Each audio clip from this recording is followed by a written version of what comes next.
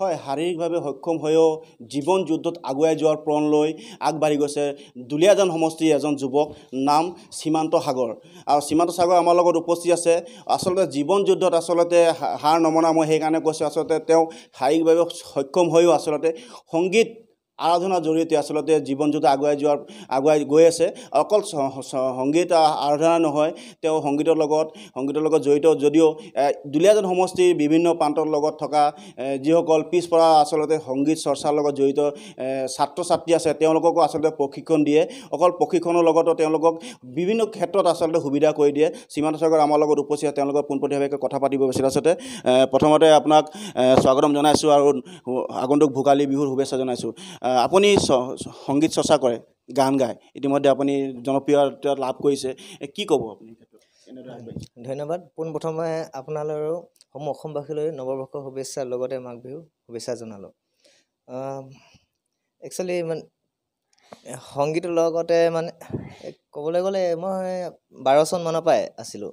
তাৰপিছত 2016 চনত মই গুৱাহাটী গৈ পিনে তাৰপিছত জিন্তু বৰদলৈ তৰালি বা তেখেতৰ সেয়াত কাম কৰিছিলোঁগৈ, বিমান মিউজিকত মোৰ প্ৰথম গীতটো আছিলে আপোনাৰ এপাহি ৰঙা গোলাপ। তাৰপিছত মোৰ নিজৰ প্ৰডাকশ্যনত কৰিলোঁ এটা এলবাম আছিলে, 4টা গীত আছিলে, এটা দিখৌ বুলি। সেই দিখৌ এলবামটো আপোনাৰ দুখীয়া ঘৰ বুলি এটা আৰু দুলীয়াজানৰ বামহুকটা বুলি এটা গীত আছিলে। সেইকেইটা গীত ভালেই হৈছিলে, ৰাইজে আকোৱালি লৈছিলে, মোৰ ভাল লাগিছিলে। তাৰপিছত নেক্সট কৰিব লৈছিলোঁ মই জুলুকি এটা এলবাম। জুলুকিৰ আপোনাৰ হাততে জুলুকি বুলি এটা গীত কৈছিলোঁ, সেইটোও ৰাইজে আদৰি লৈছিলে, মৰম দিয়াৰ বাবে বহুত ধন্যবাদ। আৰু নেক্সট কৰিলোঁ এতিয়া মোৰ আশা বুলি এটা কৰি আছোঁ। আশা বুলি যিটো গীত আপোনাৰ যোৱাকালি ৰিলিজ হৈছে, সেই গীতটো চলিছে, আদৰি লৈছে, ভাল লাগিছে, তাকেই আৰু আমি জানিব পৰা মতে তুমি দুলীয়াজান সমষ্টিৰ আশে পাশে থকা বিভিন্ন অঞ্চলৰ ল'ৰা ছোৱালীক আচলতে ছাত্ৰ ছাত্ৰী তুমি প্ৰশিক্ষণ দিয়া। কিমান ছাত্ৰ ছাত্ৰী আছে আৰু কেনেদৰে তেওঁলোকক শিক্ষা দিয়া তুমি? হয়, এতিয়া বৰ্তমান মই যিসকল ছাত্ৰ ছাত্ৰী শিকাই আছোঁ, তেওঁলোক 4 বছৰৰ পৰা 28 বছৰ বয়সলৈকে আছে। তেওঁলোকক মই ক্লাছিকেলটো শিকাওঁ, ক্লাছিকেল ভাত খান্দে, আৰু মাজে মাজে কমাৰ্চিয়েলটো চাই দিওঁ। তেওঁলোকক এতিয়া বৰ্তমান মোৰ 18জনমান হ'ব বৰ্তমান। আৰু এতিয়া বিহুৰ বতৰ, কিবা বিহু গান তুমি নতুন কিবা ৰচনা গাইছা নেকি?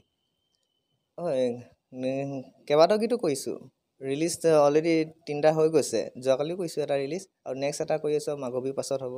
সেইটো আশা এলবামৰ গীত হ'ব। আশা এলবামৰ 4টা গীত আছে, এটা গীত ৰিলিজ কৰিছোঁ যোৱাকালি, আৰু 3টা আছে বাকী।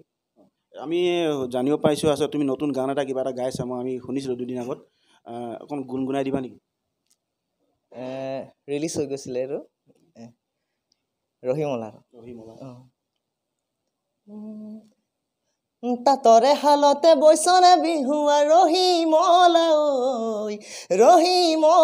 ঐ, আকৌ বিহু পালেহি আহি, মনৰে কথাবোৰ খুলি ক'বলৈ তাৰ ৰহিমলা ঐ, ক'লে জানো পাবি মোক বুজি, মিছাকৈ নকবি ঐ জান নাযাবি আঁতৰি, ঐ পুৰাই তই দিবি নে মোৰে আধা লিখা জীৱনী, ঐ আধা লিখা জীৱনী ঐ। খুব সুন্দৰ, ভাল লাগিল শুনি। আচলতে মই আৰু এটা কথা জানিব বিচাৰিম, আচলতে তুমি এই সংগীতৰ প্ৰতি যে আগ্ৰহী, কেনেকৈ তুমি অনুপ্ৰেৰণা ক'ৰ পৰা পালা? একচুৱেলি চাবলৈ গ'লে আমাৰ ঘৰখন সংগীতৰ লগতে আছিলে, কিন্তু দেউতাই মোৰ সকলো বাদ্যযন্ত্ৰ বজাইছিলে। দেউতা সৰুতে ঢুকাই গ'ল।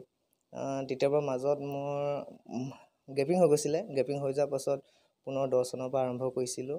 আমাৰ দুলীয়াজানৰ সংগীত কলা একাডেমি, তৰুণ গগৈ ছাৰ, তেখেতে মোক শিকাইছিল। তেখেতে মোক যথেষ্ট সহায় কৰিছে। মোৰ ক'বলৈ গ'লে এনেকুৱা এটা কথা আহিছিল, যেতিয়া শিকিছিলোঁ মই, তেতিয়া হাৰমনিয়াম এখন ল'বলৈ মোৰ সামৰ্থ্য নহৈছিল। এতিয়া ঘৰৰ মেইন মুৰব্বীজন নাইকিয়া হৈ গ'লেতো ঘৰখন হৈ যায়, নহয় জানো? গতিকে তেখেতে মোক বহুত হেল্প কৰিছিলে। মই এতিয়া তেখেতৰ নাম সদায় উল্লেখ কৰোঁ। তেওঁ মোক 1 বছৰ দিন তেখেতৰ হাৰমনিয়াম মোক দিছিলে। 1 বছৰ পাছতহে মই হাৰমনিয়াম লৈছোঁ। মই তাৰ পাছতহে মোৰ ৰিহাৰ্চেলখিনি ঘৰত আৰম্ভ কৰিছোঁ। নহ'লে মই ৰাতিপুৱাই গুচি যাওঁ, 5টা-6টা বজাত যাওঁ, তেওঁ মোক মাতি দিয়ে, 9টামান বজালৈকে তাত গৈ ৰিহাৰ্চেল কৰোঁগৈ। হয়, এক কথা ক'ব লাগিব, আচলতে আপোনাৰ পিতৃ আচলতে আপোনাৰ সংগীত জগতে যে আদিপাঠ আপোনাৰ পিতৃয়ে শিকাইছিলে আপোনাক? পিতৃ দেউতাই মোৰ টোকাৰী বজাইছিল, তাৰপিছত নেগেৰা, ভাওনা চাওনা, সেইবিলাকৰ লগত জড়িত আছিল। তাৰপিছত সেই গতিকে সেইফালৰ পৰাই অহাৰ নিচিনা হ'ল। অলপ সময় তুমি আৰু এটা গান, নতুন গান যিটো ৰিলিজ হোৱা নাই বুলি কৈছা, নতুন গান এটা আছে, দুটা গান গাই দিবা নেকি? এই গীতটো আপোনাৰ লিখিছিলে মোৰ ভাইটি হয়, দুইজন ধেমাজি হয়, অম্লান গগৈ আৰু ভূপেন গগৈ। তেওঁলোকে সুৰ আৰু টিউন কৰিছে। এই গীতটো আপোনাৰ এনেকুৱা ধৰণৰ আছিলে। নামটো নাজানো ঐ নাচনি, তৰা নে নাজি তৰা, নেচায়ো নোৱাৰো নাচনি, হলানো চকুত লগা, নোৱাৰো পাহৰিব জানা তোমাৰ কথা, পৰা নাই খাব শুব, সপোনত হয় মোৰ দেখা। ধন্যবাদ থাকিল। আচলতে এয়া আচলতে সীমান্ত সাগৰ, আচলতে দুলীয়াজান সমষ্টিৰ এগৰাকী যুৱক। মই পুনৰবাৰ কৈছোঁ, শাৰীৰিকভাৱে সক্ষম এক যুৱকগৰাকী আচলতে সংগীত চৰ্চাৰ জৰিয়তে জীৱনৰ ছন্দ বিচাৰিব চেষ্টা চলাইছে আৰু নিজৰ লগতে আচলতে আৰু 10গৰাকী ছাত্ৰ ছাত্ৰীক শিক্ষাদান কৰিছে আচলতে সংগীতৰ লগত। আৰু মই ভাবোঁ সীমান্ত সাগৰৰ এই প্ৰচেষ্টা আচলতে আগত সময়ত আন মানে সংগীতৰ প্ৰতি আগ্ৰহী ছাত্ৰ ছাত্ৰীক আচলতে আগুৱাই যোৱাৰ ক্ষেত্ৰত যথেষ্ট উদগনি যোগাব।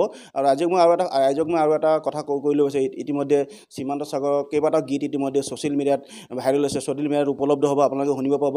আৰু আগন্তুক সময়ত সীমান্ত সাগৰৰ কেইবাটাও গীত আহিবলগীয়া আছে, আপোনালোকে শুনিব, নিশ্চয় ভাল পাব।